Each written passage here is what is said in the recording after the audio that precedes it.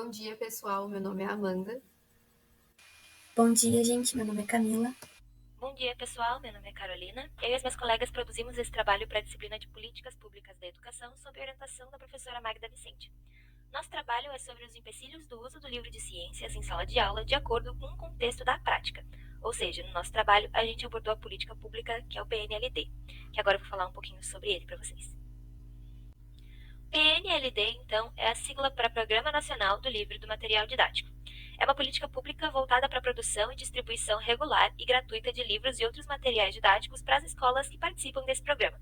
Ele, então, é uma política pública bem abrangente, muito importante para o processo de ensino e aprendizado nas escolas beneficiadas, que são as escolas que estão inscritas nesse programa e são da rede pública de educação. O PNLD é uma política pública bem antiga que já foi implementada várias décadas atrás e já passou por várias mudanças ao longo da sua história. Algumas mudanças, inclusive, que a gente vai ver no próximo slide. Aqui nesse slide a gente traz para vocês, então, algumas datas marcantes na história do PNLD. Eu não vou ler todas para vocês, mas é só para a gente ver como houveram várias mudanças ao longo da história, né, e de acordo com o contexto histórico que estava sendo vivido na época. Mas vejam só, o programa foi implementado, então, em 1937 e a partir disso foram feitas várias modificações para regulamentar essa política pública. Então, em 1970, o MEC autoriza a coprodução e coedição de material com as editoras. Depois, então, é proposta também a participação dos professores na escolha dos livros didáticos. Em 1990, a distribuição foi comprometida por limitações orçamentárias e, a partir da segunda metade dessa década, esse programa vai se recuperando gradativamente. A FAI, então, que era a Fundação de Assistência ao Estudante e que fazia a gestão administrativa desse programa, foi extinta e aí então surge o FNDE, que é o Fundo Nacional de Desenvolvimento da Educação. Também, em 2009, o EJA, que é a Educação de Jovens e Adultos, passa a ser incluso no programa. E a partir daí, então, foram feitas várias modificações ao longo dos anos. A portaria emitida mais recente é de agosto de 2023, que ela trata sobre as normas de conduta no âmbito dessa política pública. Inclusive, hoje em dia, esse programa atende desde a educação infantil até o EJA. Então, ele atinge todas, exceto pela educação de ensino superior, ele atinge todos os níveis da educação. Bom, e agora nós vamos falar sobre os objetivos do PNLD. Ao total, são 4 objetivos. O primeiro cita o apoio à implementação da BNCC, que é um documento normativo para as redes de ensino privado e público. O segundo é sobre oportunizar a leitura e o estímulo à atitude investigativa dos alunos. O terceiro é a garantia do padrão de qualidade do material didático disponibilizado para as escolas. O quarto e último é o aprimoramento do ensino e aprendizado nas escolas públicas, visando a melhoria nas condições da educação. Sobre a nossa metodologia, nós colocamos aqui no slide uma charge e uma citação ao Maynardes. A citação é: professores e demais profissionais exercem um papel ativo no processo de interpretação e reinterpretação das políticas educacionais, e dessa forma o que eles pensam e no que acreditam tem implicações para o processo de implementação das políticas. A nossa charge, ela é uma crítica ao boicote que a educação sofreu recentemente, aonde nós sabemos que foram pouco disponibilizados livros voltados a diversas disciplinas e principalmente a ciência, a biologia.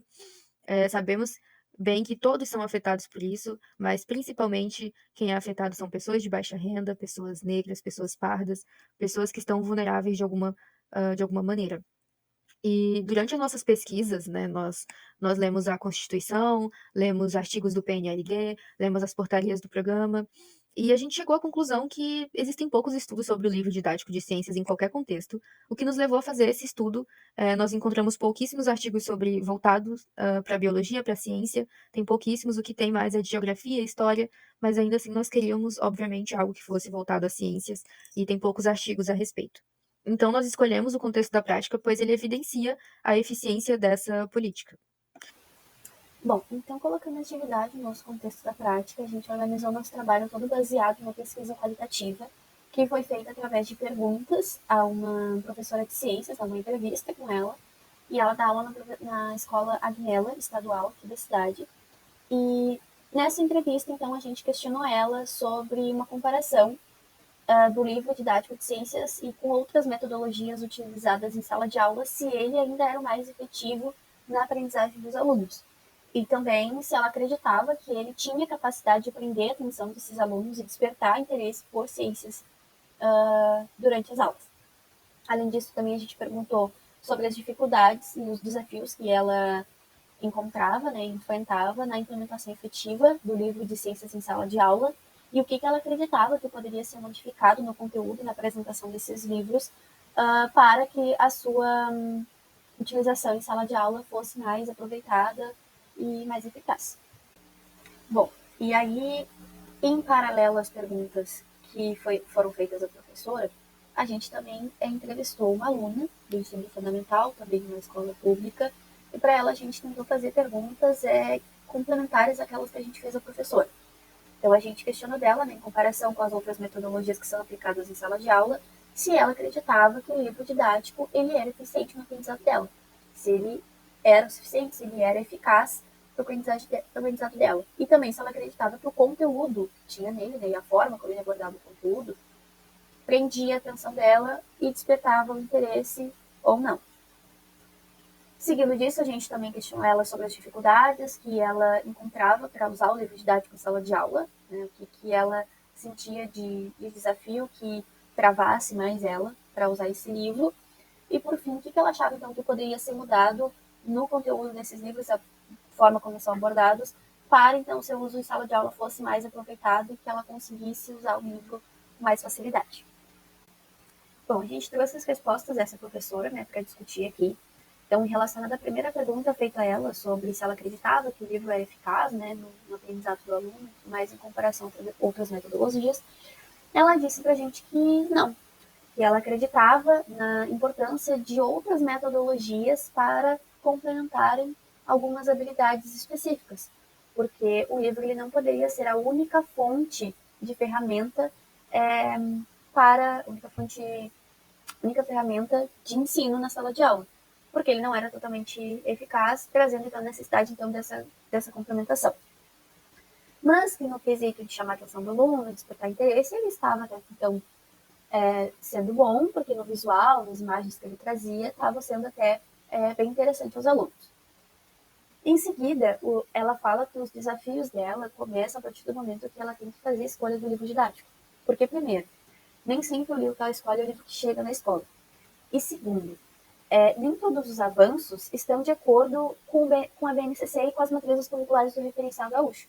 Ela trouxe o exemplo de que na escola que ela dá aula, a dificuldade dela estava em cima disso.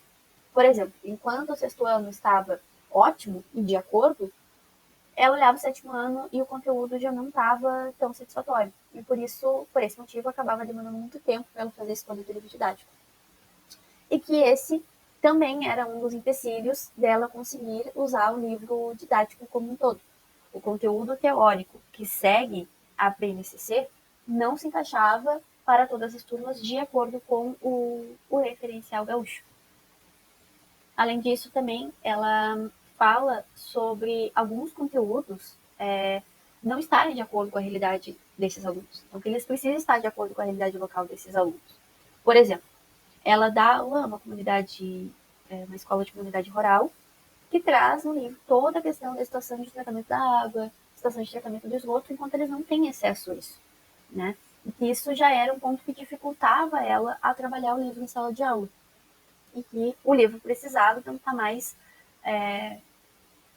mais conectado com a realidade daqueles alunos, trazendo coisas mais reais do cotidiano deles.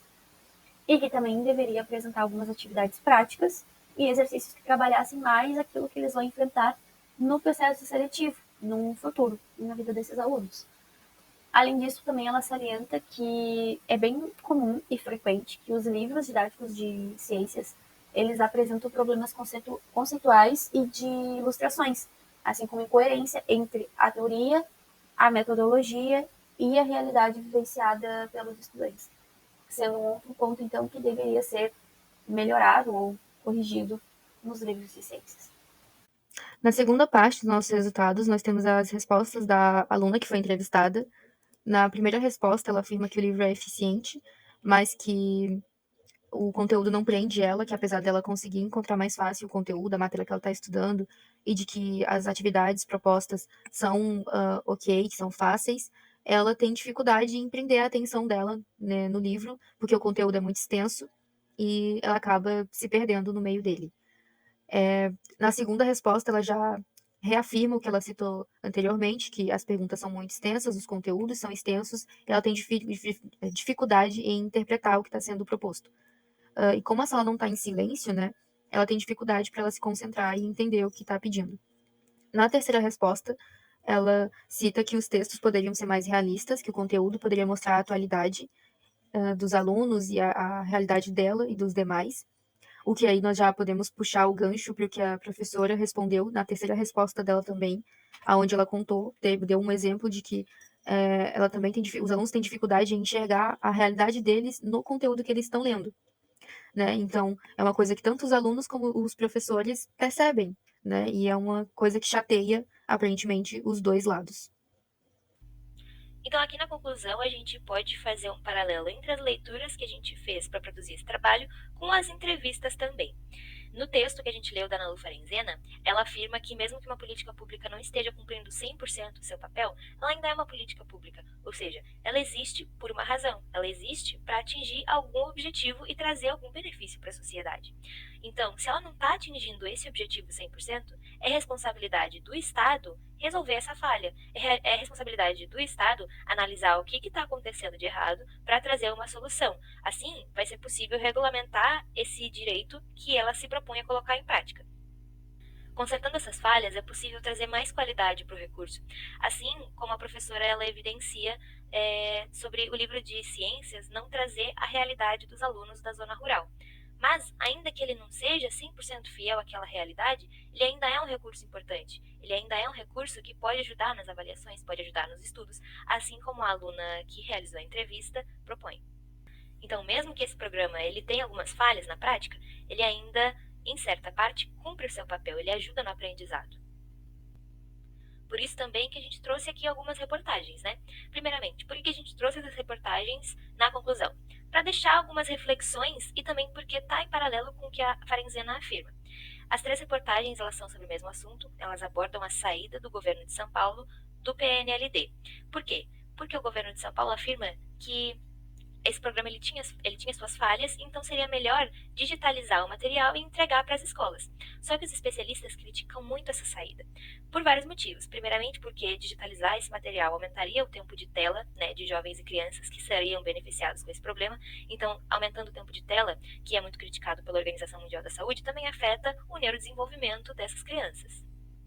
Além do fato de que não é saindo desse programa que as falhas vão ser consertadas, não é saindo desse programa que necessariamente a educação desses jovens crianças vai melhorar. Não é negando o problema que vai resolver esse problema, entende? Então seria necessário olhar para as falhas e perceber, poxa, como é que se traz uma solução para isso? E não jogar para baixo do tapete, digamos assim. Então essa decisão ela foi muito criticada.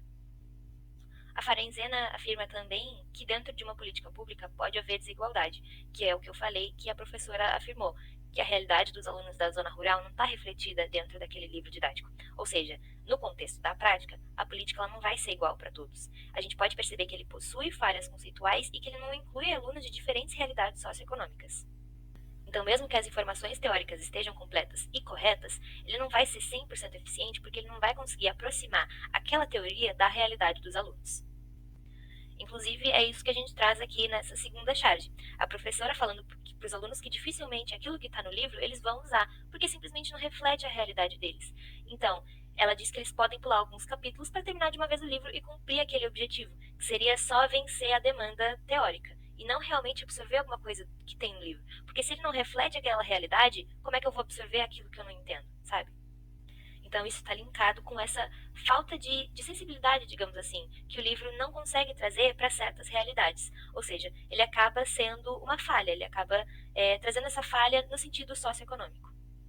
Então, para fechar, a gente consegue perceber que sim, ele é um recurso importante para ajudar no processo de ensino e aprendizado, assim como a aluna e como a própria professora também afirmam, ele ajuda no sentido de absorver a teoria, mas ele não consegue fazer esse papel tão eficientemente quanto ele conseguiria se ele conseguisse aproximar a realidade dos alunos de certas realidades socioeconômicas para aquela teoria. Ou seja, no contexto da prática, o livro didático de ciências não vai conseguir atender à necessidade de todo mundo. Aqui tem as nossas referências, então, se alguém quiser alguma referência ou link de alguma reportagem, pode entrar em contato com a gente.